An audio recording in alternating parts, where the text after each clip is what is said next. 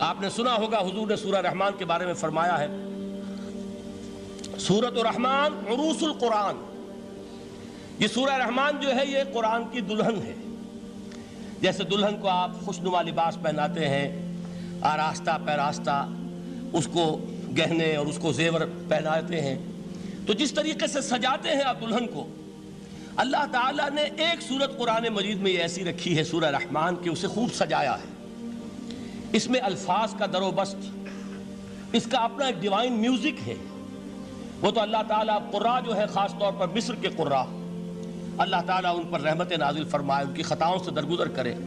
جس طرح قرآن کے انٹرنسک میوزک کو انہوں نے واضح کیا ہے، واقعہ یہ ہے کہ اگر یہ لوگ نہ ہوتے، شیخ عبد الباسط محمد عبد الصمد، شیخ محمود خلیل الحصری، یہ لوگ کہ جنہوں نے قرآن کے اس غنا، میوزک، یہ لفظ جو ہے آپ حیران نہ ہو کہ میں یہ کوئی شاید توہین کر رہا ہوں قرآن کی، حضور نے یہ لفظ استعمال کیا ہے، تغنو، اس قرآن کو اچھی سے اچھی خوشلحانی کے ساتھ پڑھو۔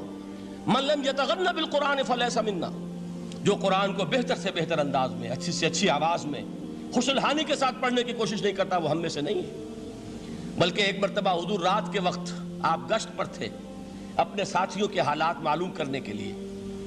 حضرت ابو موسیٰ اشعری رضی اللہ تعالیٰ عنہ ایک صحابی ہیں، ان کے گھر کے پاس سے گزر ہوا، وہ رات کو تہجد پڑھ رہے تھے، کھڑے ہوئے کیف کے عالم میں قرآن تلاوت کر رہے ہیں۔ حضور کو بہت پسند آئی ان کی قرات، کافی دیر تک وہاں کھڑے سنتے رہے۔ اب انہیں کیا پتا کون سن رہا ہے، بالکل اسی طرح سمجھ لیجئے ایک بات یاد آئی ہے، حضور فرماتے ہیں کہ جس طرح کان لگا کر اللہ قرآن کو سنتا ہے، کسی چیز کو نہیں سنتا۔ ہمیں نظر نہیں آتا نا، ہمیں معلوم نہیں، ہم قرآن پڑھ رہے ہیں تو سننے والا کون ہے؟ سب سے زیادہ کان لگا کر خود اللہ۔ یہاں اس لیے مجھے یاد آیا کہ ابو موسیٰ اشعری کو کیا پتا تھا کہ کون سن رہا ہے؟ وہ اپنی کیفیت میں نماز میں تہجد میں قرآن کی تلاوت کر رہے تھے، اور ظاہر بات ہے ان کے گھر ایکڑوں میں بنے ہوئے نہیں تھے، ایک ایک کمرہ، ایک ایک کوئی حجرہ، ایسے ہی تو گھر تھے نا صحابہ کے، لہذا حضور پاس سے گزرے، آواز آئی، کافی دیر سنتے رہے۔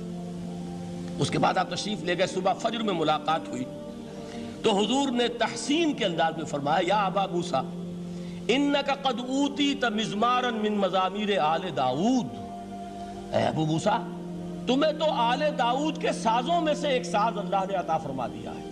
جس طرح حضرت داؤد، لہن داؤدی مشہور ہے کہ جب وہ پچھلے پہر رات کو حمد کے ترانے الاپتے تھے، قرآن میں ہے کہ پرندے شامل ہو جاتے تھے ساتھ، اور پہاڑ وجد میں آتے تھے، پہاڑ بھی ان کے ساتھ شریک ہوتے تھے۔ تو جس طرح کا اللہ نے ان کو لہن عطا فرمایا تھا، حضور نے تحسین کے انداز میں فرمایا ہے ابو موسیٰ اشعری، اللہ نے تمہیں بھی آل داؤد کے سازوں میں سے ایک ساز عطا فرمایا۔ بہرحال قرآن مجید کا جو یہ میوزک ہے، قرآن کے الفاظ کا جو حسن ہے، جہاں تک حسن معنوی ہے وہ تو ہر لفظ میں ہے، لیکن یہ حسن ظاہری، حسن صوتی، حسن لفظی، یہ اپنے کلائمیکس پر آپ کو نظر آئے گا سورہ رحمان میں۔ لیکن قرآن میں یہ سورت اس اعتبار سے بھی ممتاز ہے، اس کی 4 آیات پر ذرا توجہ کریں گے، عجیب حقائق سامنے آئیں گے۔ جہاں یہ قرآن مجید کے حسن صوت اور حسن لفظی کی معراج ہے، وہیں اس کی پہلی 4 آیات میں 4 چوٹی کی چیزوں کا ذکر ہے، سب سے اونچی چیزیں۔ پہلی آیت کیا ہے؟ الرحمن، ایک آیت ہو گئی۔ رحمان کیا ہے؟ اللہ کا نام ہے۔ کبھی آپ نے غور کیا اللہ کے ناموں میں سب سے پیارا نام کون سا ہوگا؟ رحمان۔ کیوں؟ اس کا مادہ کیا ہے؟ رحمت۔ ہمیں سب سے بڑھ کر جس چیز کی ضرورت ہے وہ کیا ہے؟ رحمت خداوندی۔ نام اچھی طرح سن لیجئے اس حضور کے قول کو۔ حضور فرماتے کوئی شخص جنت میں مجرد اپنے عمل کی بنیاد پر داخل نہیں ہو سکے گا جب تک کہ رحمت خداوندی دستگیری نہ کرے۔